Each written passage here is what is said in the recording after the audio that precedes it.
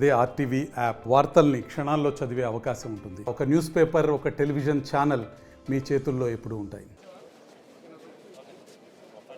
ఇవాళ యనమల కుదురులో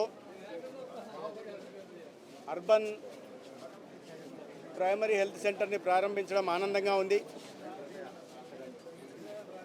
దీన్నే ఆరోగ్య మందిరంగా కూడా మనం పిలుస్తున్నాం. ఈ ఆరోగ్య మందిర నిర్మాణానికి ప్రభుత్వం భూమిని కేటాయిస్తే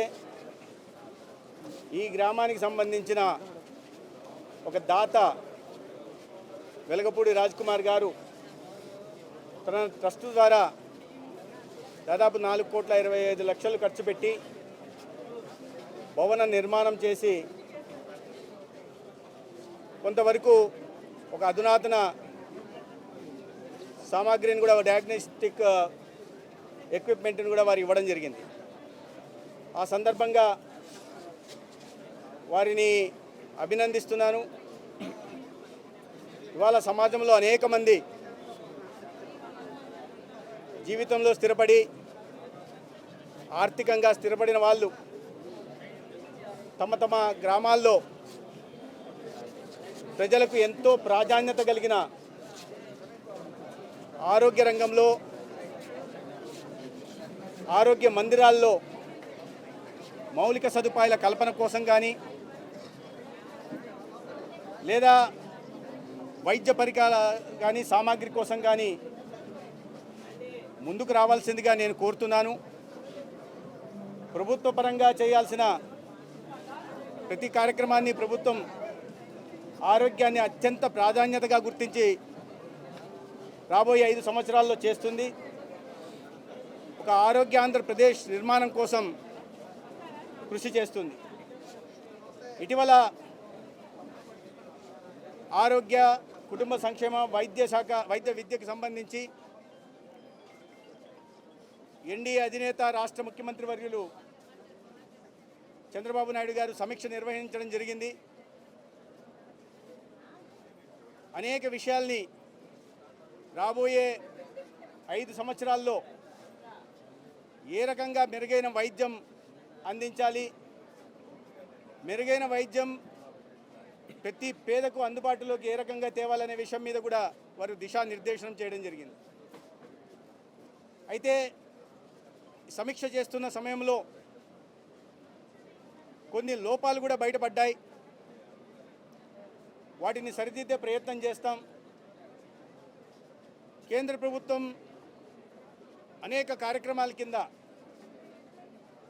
ఇచ్చిన నిధుల్లో కొన్ని అవకతవకలు, కొంచెం డైవర్షన్లు కూడా జరిగిన దీన్ని గుర్తించడం జరిగింది. వాటిని కూడా సరిచేస్తూ మరింత లోతుగా పరిశీలించి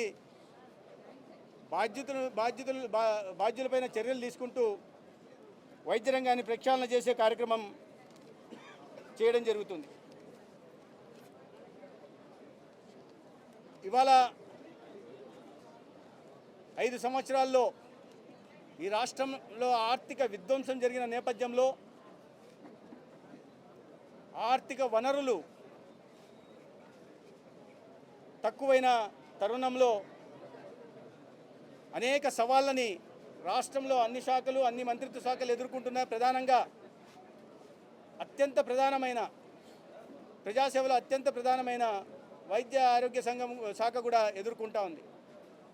అయితే వీటిని అన్నింటినీ అధిగమించి కేంద్రంలో ఎన్డీఏ ప్రభుత్వాధినేత ప్రధాని నరేంద్ర మోడీ గారి నాయకత్వంలో, రాష్ట్రంలో ఎన్డీఏ ప్రభుత్వాధినేత ముఖ్యమంత్రి చంద్రబాబు నాయుడు గారి నాయకత్వంలో ఈ సవాళ్ళను ఎదుర్కొంటూ లోటుపాట్లను సరిచేసుకుంటూ ప్రజలకు మెరుగైన నాణ్యమైన వైద్యాన్ని అందించడానికి కృషి చేయడం జరుగుతుంది.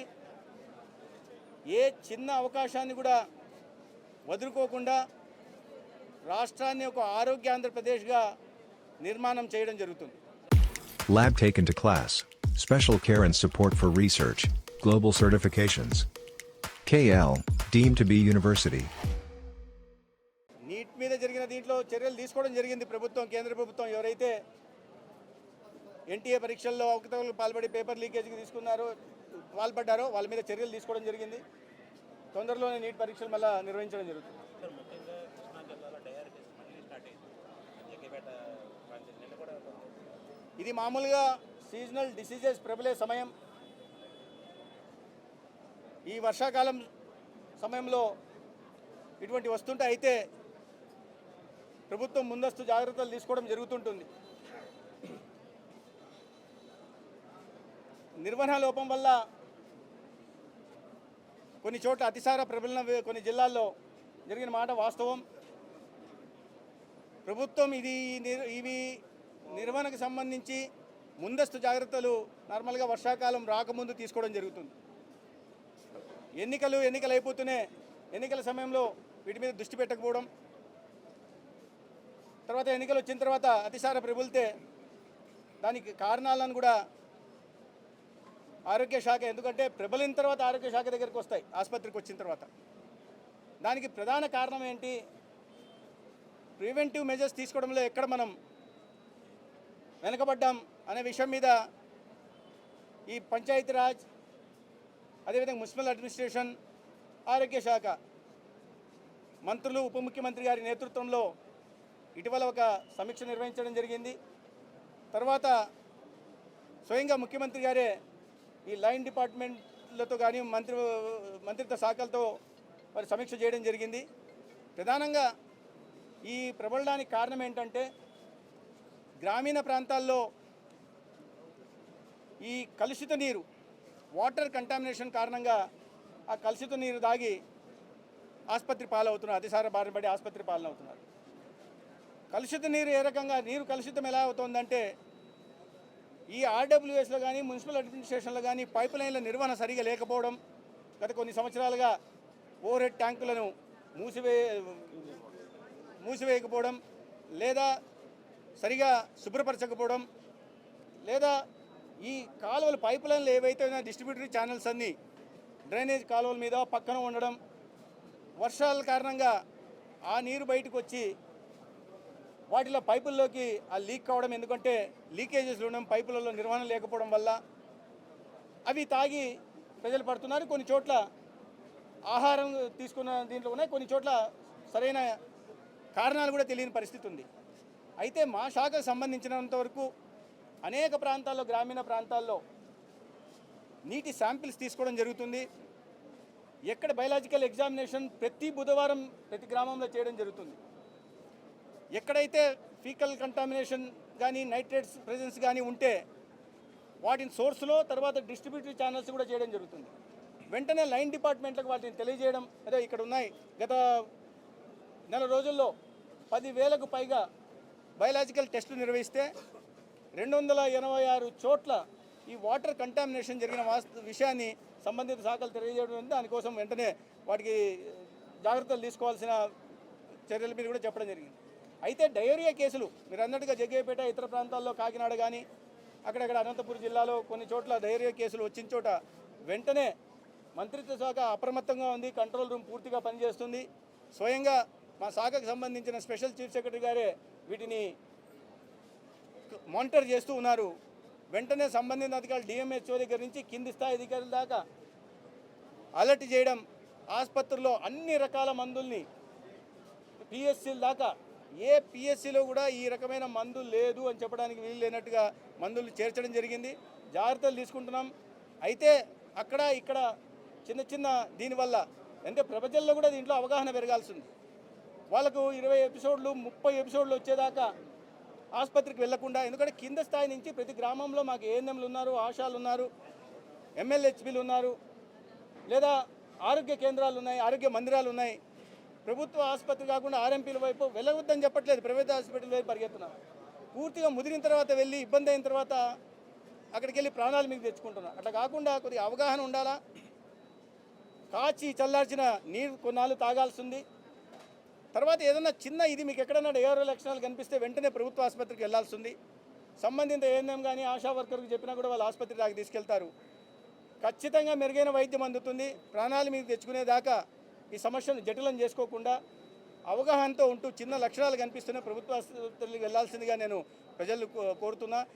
అదేవిధంగా ఇదే సమయంలో డెంగ్యూ మలేరియా కూడా ప్రబలే అవకాశం ఉంది కాబట్టి ప్రజలు కూడా కొద్దిగా అవగాహనతో వ్యక్తిగత శుభ్రత పరిసరాల శుభ్రత కూడా పాటించాల్సిన అవసరం ఉంది. ఎక్కడన్నా శుభ్రత లేని చోట సంబంధిత డిపార్ట్మెంట్లకు తెలియజేస్తే అక్కడ కూడా జాగ్రత్తలు తీసుకోవడం జరుగుతుంది. ముఖ్యంగా అందరం కలిసి ప్రజలు ప్రభుత్వం సమిష్టిగా వీటిని ఎదుర్కోవాల్సిన అవసరం ఉంది. ప్రభుత్వ పరంగా ఎక్కడ కూడా చిన్న లోటు లేకుండా ప్రజల ఆరోగ్యమే ప్రాథమిక బాధ్యతగా పనిచేస్తుంది.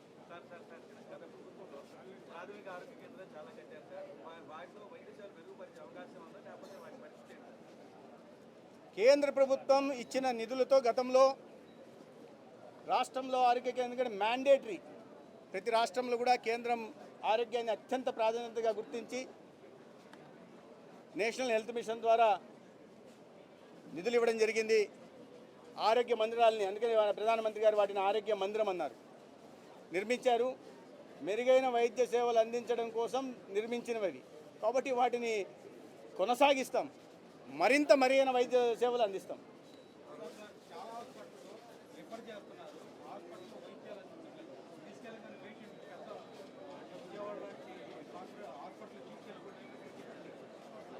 అటువంటివి మీరు చెప్తున్నట్టుగా ఎక్కడెక్కడన్నా దాని మీద చర్యలు తీసుకుంటాం. ఎక్కడైనా అటువంటి ఉన్నప్పుడు మీడియా కూడా బాధ్యతగా ఉంటుంది. ఎందుకంటే చాలా విషయాల్లో మీడియా కారణంగా మేము వాటిని సరి చేసుకునే ప్రయత్నం చేస్తున్నాం. అటువంటివి జరగవు, అటువంటి ఉపేక్ష పనికిరాదు. బాధ్యత మీద ఖచ్చితంగా చర్యలు తీసుకుంటాం. అయితే ఎక్కడైనా 1-6 స్ట్రే ఇన్సిడెంట్ ఎక్కడైనా జరిగితే అది ప్రభుత్వం దృష్టికి, కంట్రోల్ రూమ్ దృష్టికి తీసుకొస్తే చర్యలు తీసుకోవడంతో పాటు జాగ్రత్తలు కూడా తీసుకునే ప్రయత్నం చేస్తాం. World-class infrastructure. Technical clubs. World-class hostels. KL, deemed to be university. Local community movement పడుతుందని we made all provisions for the local community to utilize this. ఇప్పుడు మా మినిస్టర్ గారు చెప్పినట్టు all the preventive measures can be executed here as it is with the lab equipment or the other facilities by itself, and we hope to continue to support this and grow this to provide other areas too, including pregnancy, surgeries and so forth by itself. But the primary focus is to make sure that the local community gets the benefit. They will get to use this. It becomes very affordable because most of it is free. So they'll be able to do a lot of preventive testing, and hopefully seasonal diseases, seasonal impacts will come down through this center going forward.